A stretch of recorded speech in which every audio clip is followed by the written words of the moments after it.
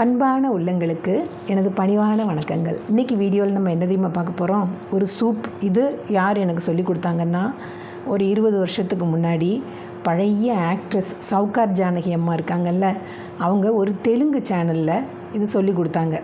இன்ட்ரெஸ்டான சப்ஜெக்ட்னா நமக்கு லாங்குவேஜ் ஒரு பேரியர் கிடையாது. அது நமக்கு என்ன லாங்குவேஜ்னாலும் புரியும். அப்படி தான் எனக்கு சமையல்னாலும் சரி, இல்லை பியூட்டி டிப்ஸ்னாலும் சரி, ஸ்டிச்சிங்கில் எதுனாலும் சரி, எந்த பாகிஸ்தான் வீடியோலாம் நான் பார்த்துருக்கேன் ஸ்டிச்சிங்கில். எனக்கு அதிலெல்லாம் பெரிய இன்ட்ரெஸ்ட். அவங்க சொல்லி கொடுக்கும்போதே அவங்களுக்கு நல்ல ஏஜ் இருக்கும், நல்ல விலவிலேன்னு பழுத்த பழமாக ரொம்ப சிம்பிளாக சொல்லி கொடுத்தாங்க. நான் வீட்டில் நான் தான் சமையல் பண்ணுவேன், எனக்கு சமையல் பயங்கர பேஷன், டக்குன்னு செஞ்சுருவேன், இதெல்லாம் ஒன்றுமே இல்லை அப்படிங்கிற மாதிரி சொல்லி கொடுத்தாங்க. அது எப்படி செய்கிறதுன்னு பார்த்துட்டு வருவோமா? ஃபஸ்ட்டு இதில் கொதிக்கிற தண்ணி வச்சுருக்கேன். தேவையான இன்க்ரீடியன்ட்ஸ் என்னென்னு பார்க்குறதுக்கு முன்னாடி இந்த கொதிக்கிற தண்ணியில் உப்பு போட்டிருக்கேன். இது காலிஃப்ளவர் க்ளீன் பண்ணி வச்சுருக்கேன், அதை இதில் போடுவோம். போட்டுட்டு இதை மாற்றி வச்சிரும். இப்போ தேவையான பொருட்கள் என்னென்னு பார்க்கணும். ஃபஸ்ட் பட்டர், இது ஆனியன், இது அவங்க சொன்ன ஸ்டைலில் சொல்லணும்னா வெள்ளுள்ளி பாயலு, வெள்ளைப்பூடு, இது ஆல்மண்ட் இருக்குல்ல, பாதாம், அது தோல் எடுத்து வச்சுருக்கேன். தோல் எடுக்கிறதுக்கு ஈஸி வே என்னென்னா, முதல் நாள் ஊற போட்டு கை வச்சு உரிக்கலாம். அதை விட ரொம்ப ஈஸியாக செய்யணும்னா கொதிக்கிற தண்ணியில் போட்டிங்கன்னா அப்படி கை வச்சு பிதுக்குனா வந்துடும். இது 1 ஸ்பூன் மைதா மாவு. அவங்க சொன்ன ரெசிப்பியில் என்ன இருக்கோ அதே தான் நான் போட்டிருக்கேன். நம்ம ஹெல்த் வைஸ் வேணும்னா கோதுமை மாவு போடலாம். இது 1 ஸ்பூன் மைதா சேர்க்கறதுனால ஒன்றும் தப்பு இல்லை. இது பால், இது வெள்ளை மிளகு. அவங்க வெள்ளை மிளகு காமிச்சாங்க, அதனால நான் தேடி வாங்கி, அதனால தான் இவ்வளோ லேட் ஆயிடுச்சு. ஒன்று இருந்தால் ஒன்று இருக்காது. வெள்ளை மிளகு தான் போடணும்னு இல்லை, பிளாக் வேணால் போடலாம், ஆனால் கலர் கம்மியாகும், அதுக்காக தான் வெள்ளை மிளகு. இது ஆப்ஷனல் தான். ஃப்ரெஷ் க்ரீம், அப்புறம் கொஞ்சம் சுகர், உப்பு. ஏதாவது மறந்தால் நடுவில் சொல்கிறேன். இப்போது ஃபஸ்ட் அடுப்பத்தை வச்சுக்கோமா. குக்கர், இதில் பட்டர் போடுவோம். நானே நிறைய பட்டர் போடணும்னு நினச்சாலும் அது விழாது, குறைச்சி வச்சுக்குவோம் அடுப்பை, இல்லைன்னா பட்டர் கரிஞ்சிடும். இதில் ஃபஸ்ட்டு இந்த மிளகு போடுவோம். மிளகு உங்கள் காரத்துக்கு தகுந்த மாதிரி கூடையோ குறையவோ போடலாம். நான் இவ்வளோ போட மாட்டேன், இவ்வளோ தான் போடுவேன். பாதாம், இந்த மிளகு 1-2 தான் அரைப்படும். நம்ம அரைக்கும் போது அது வாயில் கடிக்க கிடைக்கும். இதில் ஃப்ரை ஆனதுனால அதில் பெரிய காட்டம் இருக்காது, அது ஒரு மாதிரி டேஸ்ட்டாக இருக்கும். இப்போ இதில் இந்த வெள்ளுள்ளி பாயலு, வெள்ளுள்ளி முக்களுன்னு சொல்லுவாங்க, அது. இந்த ஆனியன். போன வீடியோவில் நான் நல்லா கவனிக்கலை, என்னென்னா லாஸ்ட்டில் இப்படி சுற்றி எண்ணெய் தெரித்து அடுப்பு பூரா இதாக இருந்தது. எனக்கு கை அரிச்சது. ஐயோ, நம்ம தொடச்சிருக்கலாமே அப்படின்னு.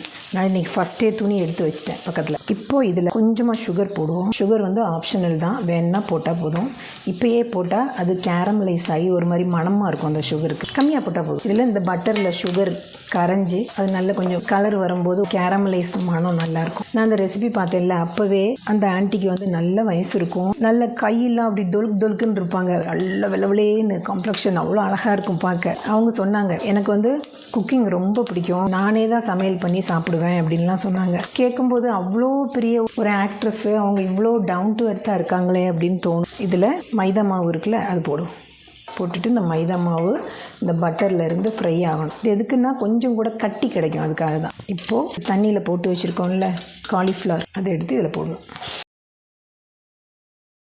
இது குக்கரில் தான் பண்ணணும்னு இல்லை, சாதா பாத்திரத்துலேயும் பண்ணலாம். அவங்க குக்கரில் தான் பண்ணாங்க, அதுவும் இப்படி பேனில் தான் பண்ணாங்க. இந்த குக்கர் பேன் வந்த புதுசு. நான் எப்போ இது பண்ணாலும் எனக்கு அந்த ஞாபகம் வரும், இந்த குக்கரில் தான் பண்ணுவேன். இது காலிஃப்ளவர் மாத்திரம் இல்லை, சக்கரை பூசணிக்காய் இருக்குல்ல, பம்கின், அரசாணிக்காயின்னு சொல்லுவாங்க சில இடங்களில் பூசணிக்காம்பாங்க. இங்கிலீஷில் அதுக்கு பேர் பம்கின், மலையாளத்தில் மத்தங்கான்னு சொல்லுவாங்க. அது வச்சு இதை மாதிரி செஞ்சால் நல்லாயிருக்கும்.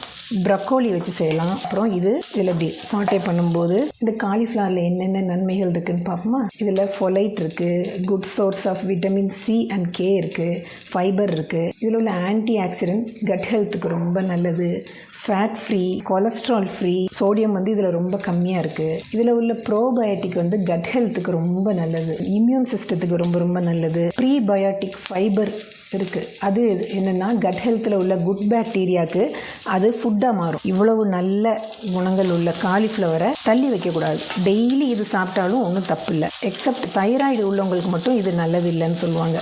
வேறு எல்லாத்துக்கும் இது ரொம்ப நல்லது. இப்போது இதில் கொஞ்சமாக தண்ணி வேணால் ஊற்றிக்கலாம், இல்லைன்னா பால் ஊற்றிக்கலாம்.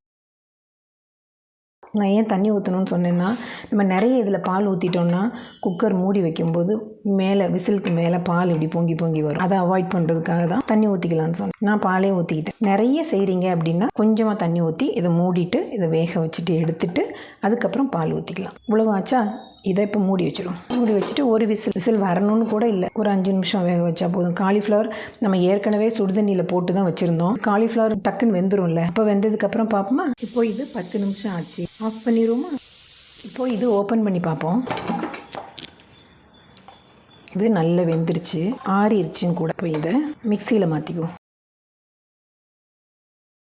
இதில் நம்ம உப்பு போடவே இல்லை, தேவையான அளவு உப்பு போட்டுட்டு இதை மிக்சியில் ரொம்பவும் நைஸாக கூழ் மாதிரி ஆக்க வேண்டாம். இதில் உள்ள அந்த ஆல்மண்டு பெப்பரு அதெல்லாம் ரொம்ப நைஸாக அரைஞ்சிடக்கூடாது, அதெல்லாம் வாயில் கிடைக்கணும். அதுதான் இதனோட ஹைலைட்டு. இப்போ அரைச்சிட்டு வரவா. இப்போ நம்ம மிக்சியில் பல்ஸ் பண்ணி எடுத்துகிட்டு வந்துட்டோம். திருப்பியும் நம்ம என்ன பண்ணணும்னா அடுப்பத்தை வச்சு இதே பாத்திரத்தில் நம்ம இதை திருப்பி ஊற்றணும். ஏன்னா சூப் சூடாக தானே குடிக்கணும். இது ரொம்ப தண்ணியாக ஆகிடக்கூடாது, க்ரீமி சூப் தான் இது, அதனால் கொஞ்சம் கட்டியாக தான் இருக்கணும்.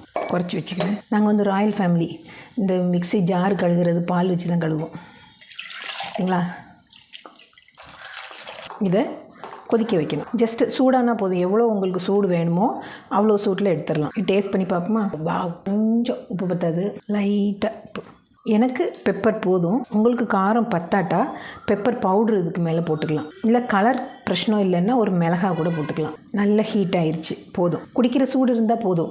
உங்களுக்கு ரொம்ப கொதிக்க வேணும்னா கொதிக்கணும். இதுவே இருந்தால் கொதிச்சிருச்சு. இப்போது இதை ஆஃப் பண்ணிடலாம். போன ட்ரிப்பே என் பொண்ணு சொன்னான், அம்மா நீங்கள் வெசலில் கான்சென்ட்ரேட் பண்ணுங்கம்மா, போன ட்ரிப்பு இந்த ஒயிட் ரைத்தா இருக்குல்ல அதுக்கு ஒயிட் கலர் பவுலில் காமிச்சிங்க, அது நல்லா இல்லை அப்படின்னு. அதனால் இப்போ நான் பிளாக் எடுத்திருக்கேன், கான்ட்ராஸ்ட் கலர். ஊற்றுமா. இப்போ ஊற்றுறேன். டடாய். ஒன்று கூட பாத்திரத்தில் ஒட்டி இருக்கக்கூடாது, ஏன்னா இது ப்ரெஷியஸ் ஆகும். ரெடி ஆயிடுச்சா. இப்போ இது முற்றிலும் ஆப்ஷனல் தான். எக்ஸ்ட்ரா ரிச்சுக்காக நம்ம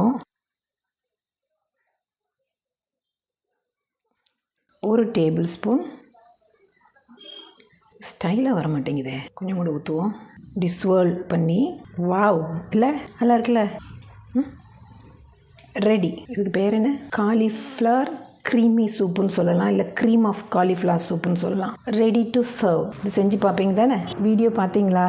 பிடிச்சிருந்ததா? சில விஷயங்கள் நமக்கு மறக்கவே மறக்காது. நான் இதுக்கு முன்னாடி போட்ட மல்லிகா பத்ரிநாத்தோட புலாவ் ரெசிபின்னாலும் சரி, இந்த சூப் ரெசிபின்னாலும் சரி, எந்த தூக்கத்தில் எஞ்சி செய்ய சொன்னாலும் நான் செய்வேன். ஏன்னா இது செஞ்ச புதுசில் டெய்லி இது வீட்டில் செய்கிற மாதிரி இருக்கும். ஏன்னா எல்லாத்துக்குமே இது பிடிக்கும், அடிக்கடி செய்வோம். இப்போது என் பெரிய பொண்ணு பம்கின் வச்சுட்டு இந்த சூப் செய்வாள், அதுவும் நல்ல டேஸ்ட்டாக இருக்கும். அப்போ இந்த வீடியோ உங்களுக்கு எல்லாத்துக்கும் பிடிச்சிருக்குன்னு நினைக்கிறேன். லைக் பண்ணுங்கள், ஷேர் பண்ணுங்கள், சப்ஸ்கிரைப் பண்ணுங்கள். அடுத்த வீடியோவில் பார்ப்போமா. தேங்க்யூ. இது குடிச்சிட்டு இந்த பாத்திரத்தை கை வச்சு வலிச்சு நக்கிறது இருக்குல்ல, ஐயோ பயங்கர டேஸ்ட்டு. ஆனால் டீசெண்டாக சாப்பிட்ணும்ல. இப்போது இதில் கொஞ்சம் இப்படி திரும்பிக்கிறியாடே, இருக்கட்டும். நீளம் போட்டேன், அதான் கையெல்லாம் அப்படி நீளமாக இருக்குது.